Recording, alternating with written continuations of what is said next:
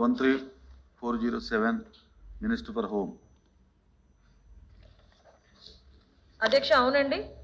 Stipendiary cadet trainee sub inspector of police, civil women and men, reserve sub inspector of police APSP పురుషులు మరియు stipendiary cadet trainee SCT police constables పురుషులు మరియు మహిళలు police constable పోస్టుల కోసం రాష్ట్ర స్థాయి పోలీస్ రిక్రూట్మెంట్ బోర్డు 2 నోటిఫికేషన్లు జారీ చేసిందనే విషయం వాస్తవమే.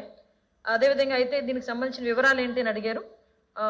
Stipendiary cadet trainee sub inspector of police, reserve sub inspector of police post నిమిత్తం 28/11/2022 తేదీన 315 ఎస్సిటి ఎస్ఐలు, అదేవిధంగా సివిల్ పురుషులు మహిళలు పోస్టులు మరియు 96 ఏపీఎస్పీ ఆర్ఎస్ఐ ఏపీఎస్పీ పురుషులు పోస్టుల కోసం నోటిఫికేషన్ జారీ చేయడమైంది. అంతేగాక 20/12/2023 తేదీన ఎంపిక జాబితాను జారీ చేసి అన్ని పోస్టులను భర్తీ చేయడమైంది. పైన పేర్కొన్న అభ్యర్థులందరి కోసం పోలీస్ శిక్షణ కళాశాల పీటీసీ అనంతపురంలో నియామక శిక్షణ జరుగుతుంది.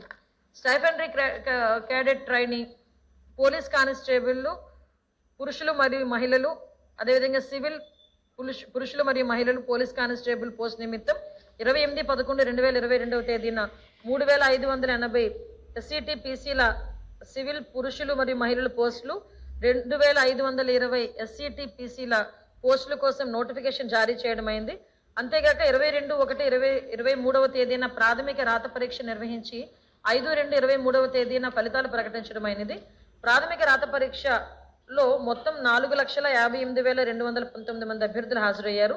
వారిలో 95,208 మంది అభ్యర్థులు అర్హత సాధించారు. తదనుసారంగా తాత్కాలికంగా 13/3/2023 తేదీ నుండి శారీరక కొలతల పరీక్ష మరియు శారీరక సామర్థ్య పరీక్ష నిర్వహించబడుతుందని 22/2023 తేదీన ప్రకటించడమైంది. అయితే శారీరక కొలతల పరీక్ష, శారీరక సామర్థ్య పరీక్షలు శాసన పరిషత్ ఎన్నికల వల్ల వాయిదా వేయడమైనదని 13/2023 తేదీన ప్రకటించడమైనది. ఈలోగా విభిన్న వ్యక్తుల ద్వారా కొన్ని కోర్టు కేసులు దాఖలయ్యాయి. పై పరిస్థితులను దృష్టిలో ఉంచుకొని ఎస్సిటీల పీసీల నియామకాన్ని నిలిపివేయడమైనది. సాధ్యమైనంత త్వరగా ఈ ప్రక్రియను తిరిగి చేపట్టడానికి అన్ని ప్రయత్నాలు చేయడమవుతున్నాయి.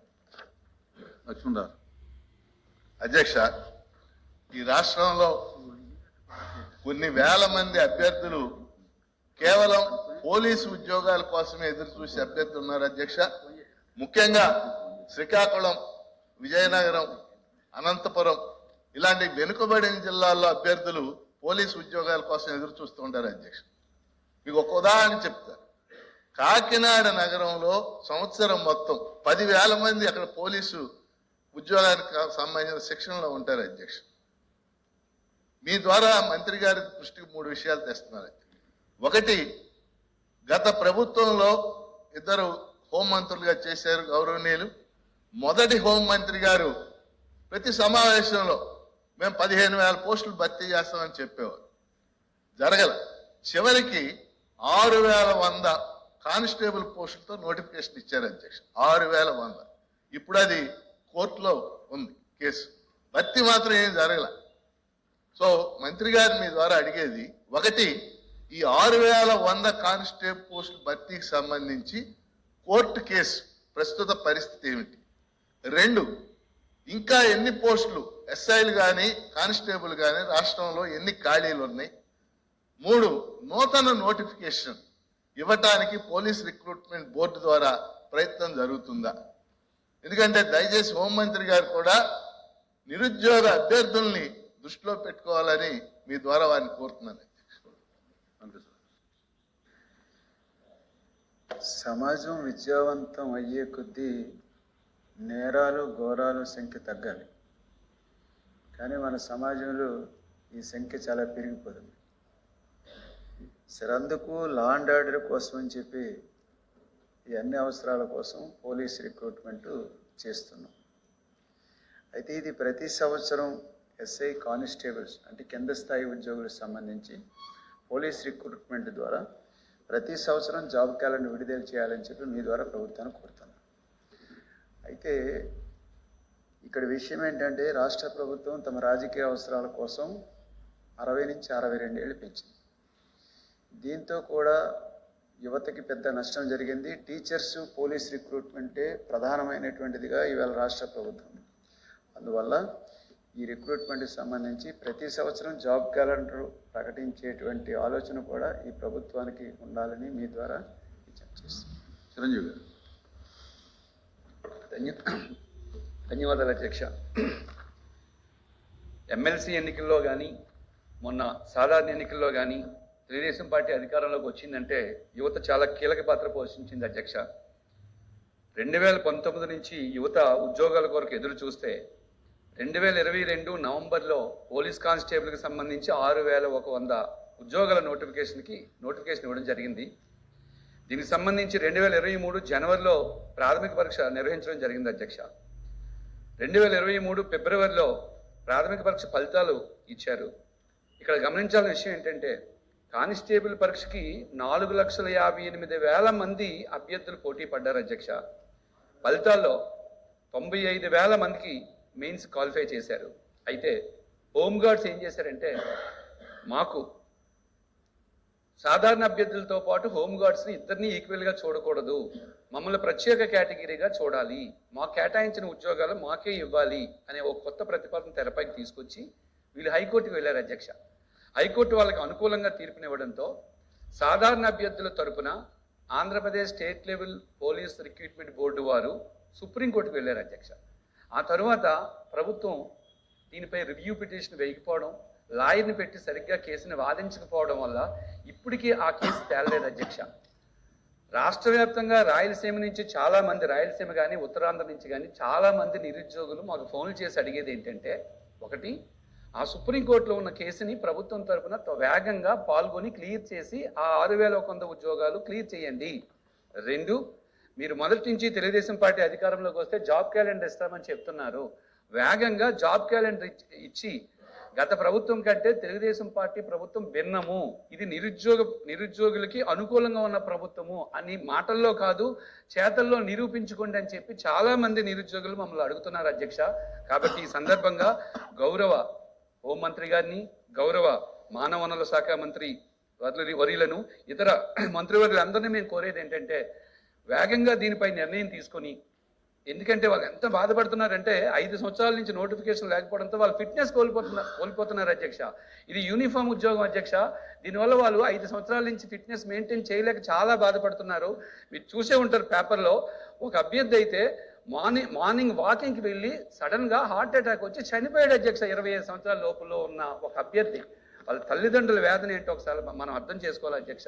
కాబట్టి రాష్ట్ర వ్యాప్తంగా ఉన్న సుమారు 20 లక్షల నిరుద్యోగుల ప్రయోజనాలను దృష్టిలో పెట్టుకొని మంత్రివర్యులందరూ దీనిపై వేగంగా నిర్ణయం తీసుకొని నిరుద్యోగులకి మంచి భవిష్యత్తును ఇవ్వాలని నేను మీ ద్వారా కోరుకుంటున్నాను అధ్యక్ష. Thank you. అధ్యక్ష, నిజంగా సభ్యులు చెప్పినట్టుగా శ్రీకాకుళం అటు సైడ్ ఉన్న వాళ్ళు కానీ, కొంతమందికి కానీ, యువతకి కానీ పోలీస్ ఉద్యోగం అంటే ఒక రకమైన ప్యాషన్ అధ్యక్ష. ఎంత చదువుకున్నా పోలీస్ ఉద్యోగం చేయాలి, ఆ కాకి చొక్కా వేసుకోవాలి అన్న ఒక తపన అయితే చాలా మందిలో ఉంటుంది. అయితే రిక్రూట్మెంట్స్ అన్నది, ఈ పోలీస్ ఉద్యోగాల్లోని ఈ నియామకాలు అనేది కొంచెం లేట్ అవ్వటం, వీటన్నిటి వల్ల యువతలోని ఒక నైరాశ్యం ఉన్నది అన్న సంగతి అయితే మనం అందరం కూడా అర్థం చేసుకోవాలి. అది నిజమే అని చెప్పి కూడా చెప్పాలి అధ్యక్ష. ఇక్కడ మనం ఒకసారి అబ్జర్వ్ చేసుకుంటే అధ్యక్ష, అంటే నియామకాలు తొందరగా చేయాలి, నియామకాల ద్వారా తొందరగా యువతను కొంచెం ముందుకు తీసుకెళ్లాలనే ఉద్దేశంలో ఈ విషయం చెప్పడం జరుగుతుంది. 2014-19 మధ్య పోలీస్ సిబ్బంది రిక్రూట్ చేయడం జరిగింది. 8,629 మంది పోలీస్ రిక్రూట్మెంట్ జరిగింది సార్. కానీ ఇప్పుడు మనకి వచ్చేసరికి జాబ్ క్యాలెండర్ అన్నారు, అదన్నారు, ఇదన్నారు, యువతకు ఉద్యోగాలు అన్నారు, రకరకాలైన విషయాలను చెప్పిన తర్వాత 2019-24 మధ్యలోని 411 మంది ఎస్ఐలు మాత్రమే రిక్రూట్ చేయడం జరిగింది అధ్యక్ష. అంటే ఒకసారి ఇక్కడ విషయం అర్థం చేసుకుంటే అధ్యక్ష, రిక్రూట్మెంట్ ఒకటి, నియామకాలు అయితే ఒక అయితే పోలీసుల్లో కొరత అయితే 19,999 మంది పోలీసు కొరత ఉంది అధ్యక్ష. ఇక్కడ విషయం ఏంటంటే మనం ఇక్కడ చూసుకోవాలి, పోలీస్ సిబ్బంది మీద ఎంత ప్రెజర్ ఉన్నదన్న సంగతి మనకు కూడా అర్థమవుతుంది. రోజు రోజుకి పెరుగుతున్న క్రైమ్ కానీ, రోజు రోజుకి పెరుగుతున్న గంజాయి స్మగ్లింగ్స్ కానీ, డ్రగ్స్ విషయంలో కానీ, what ever it may be ఏం జరిగినా కూడా ఒక పక్క నుంచి విఐపి డ్యూటీస్ చేయటం, అన్ని విషయాలన్నీ కూడా చూసుకున్నా దగ్గర 20,000 మంది పోలీసులు నియామకాలు జరగాలి. వాళ్ళు తక్కువ స్టాఫ్తో ఈరోజు వర్క్ చేస్తున్నారంటే ఒకసారి మనం కూడా ఆ పోలీస్ డిపార్ట్మెంట్ వైపు నుంచి కూడా మనం కూడా కంపల్సరీగా ఆలోచించాల్సిన అవసరం ఉంది. ఏదైతే 6,100 నియామకాల్లో హోంగార్డులకు సంబంధించి గౌరవ సభ్యులు చెప్పినట్టుగా అదైతే హోంగార్డుల విషయంలో ఏదైతే 1300 మందికి హోంగార్డులకి వాళ్ళకి నియామకాలకి సెపరేట్గా ఉంచడం జరిగింది, దానిలో 300 మంది మాత్రమే హోంగార్డులు క్వాలిఫై అయ్యారు. సో మిగతా వాళ్ళందరినీ కూడా క్వాలిఫికేషన్లో మాకు చేయాలి అనే ఉద్దేశంతో వాళ్ళందరూ కూడా కోర్టుకు వెళ్ళడం జరిగింది. వాళ్ళందరికీ కూడా హైకోర్టు సానుకూలంగా స్పందించిన తర్వాత గవర్నమెంట్ మళ్ళీ సుప్రీంకోర్టులో వేసింది అధ్యక్ష. దాని మీద కూడా as early as possible review petition వేయించి దానికి కూడా యాజ్ ఎర్లీ యాజ్ పాసిబుల్ దానికి రీబ్యాక్ అంటే దానికి ఒక పరిష్కారం చూపించి ఆ నియామకాలు కూడా త్వరగా పూర్తి చేస్తామని చెప్పి మీ అందరికీ కూడా తెలియజేసుకుంటున్నాం. అదేవిధంగా అధ్యక్ష, చాలా మంది అధ్యక్ష యువగలం పాదయాత్రలో కానీ, లోకేష్ బాబు గారు చేస్తున్న యువగలం పాదయాత్రలో కానీ చాలా మంది హోంగార్డులు కూడా ఆ రోజు కానిస్టేబుల్ నియామక విషయంలో మాకందరికీ కూడా సపోర్ట్ చేయాలి అని చెప్పి గౌరవ లోకేష్ గారు కూడా ఆ రోజు రిప్రజెంటేషన్స్ ఎవ్రీవేర్ ఎక్కడికి వెళ్ళినా ఒక నియోజకవర్గంలో మినిమం 4-5 అయినా మినిమం వచ్చి ఇచ్చేవారు అధ్యక్ష.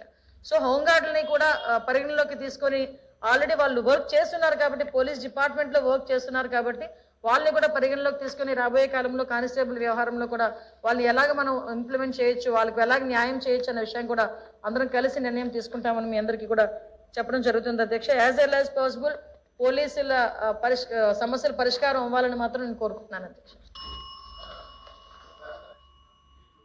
మేడం మాట్లాడారు, కోర్టు కేసు అలా నడుస్తుంది.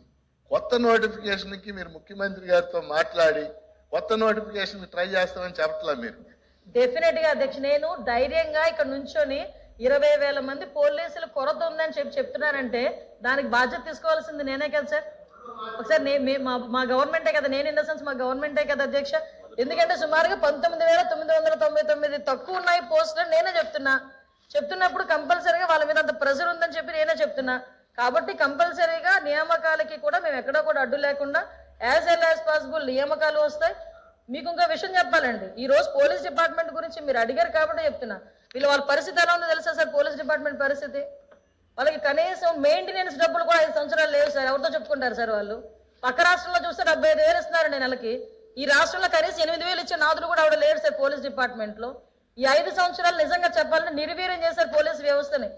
కనీసం వాళ్ళకి పెట్రోల్ కూడా 120 లీటర్లు అంటే నెలకి ఎక్కడ సరిపోతుంది సార్ వాళ్ళకి? కనీసం ఫింగర్ ప్రింట్ అథెంటికేషన్, ఒక క్రిమినల్ ని పట్టుకోవాలి, ఫింగర్ ప్రింట్ అథెంటికేషన్ మిషన్స్ కూడా లేకుండా, బిల్స్ కూడా లేకుండా వాళ్ళు నిర్వీర్యం చేశారు, చేతులు కట్టేసినట్టు చేశారు. సీసీ కెమెరాస్ లేవు. సుమారుగా ఒక వైజాగ్ లోనే దగ్గర 1,500 సీసీ కెమెరాస్ పెడితే అందులో 1000 పని చేయట్లే. 500కి కూడా మనకి తిరిగి డేటా తీసుకురామంటే డేటా ఇచ్చే పరిస్థితులు లేదు. అంతవరకు ఎందుకంటే నిన్నగాక మొన్న మదనపల్లిలోని మనకి అక్కడ ఫైర్ యాక్సిడెంట్ కదా, ఇన్సిడెంట్ జరిగింది. అక్కడ కూడా సీసీ కెమెరాస్ పనిచేయకుండా చేశారు. అంటే నేనేమంటే వ్యవస్థని కంప్లీట్ గా నిర్వీర్యం చేసి పడేశారు. ఇటువంటి సిచ్యువేషన్స్ లో ఎవ్రీథింగ్ మళ్ళా బ్రిక్ బై బ్రిక్ సిస్టమ్ ని బిల్డ్ చేసుకుంటూ రావాలి ఈరోజు. అటువంటి ఇప్పుడు మాకున్న సిచ్యువేషన్స్ మీకే తెలుసు, వెహికల్స్ పరిస్థితి ఎలా ఉందో. బయటికి వెళ్తే పోలీస్ వెహికల్ కన్నా పక్కన నడిపించుకుని ఎడ్ల బండి ఫాస్ట్గా వెళ్ళిపోతుంది. 15 సంవత్సరాలకి స్క్రాప్కి ఇవ్వాలి. ఈ రోజు వరకు వెహికల్స్ లేక ఎంత ఇబ్బంది పడుతున్నారు ఆఫీసర్స్ కానీ, కానిస్టేబుల్స్ కానీ, ఎస్ఐస్ కానీ, ఎస్ఐసోస్ కానీ. మేమేమంటామంటే పోలీసు వ్యవస్థని పునర్నిర్మించాలి. ఈరోజు 0 నుంచి స్టార్ట్ చేయాలి పోలీసు వ్యవస్థని పునర్నిర్మించాలంటే. కనీసం మిగతా డిపార్ట్మెంట్లకి కనీసం ఒక ఎంతో కొంత కనీసం ఆక్సిజన్ అందుతుంది. కనీసం ఆక్సిజన్ లేక వెంటిలేటర్ మీద ఉన్న పరిస్థితి ఈరోజు పోలీస్ డిపార్ట్మెంట్ ఉంది.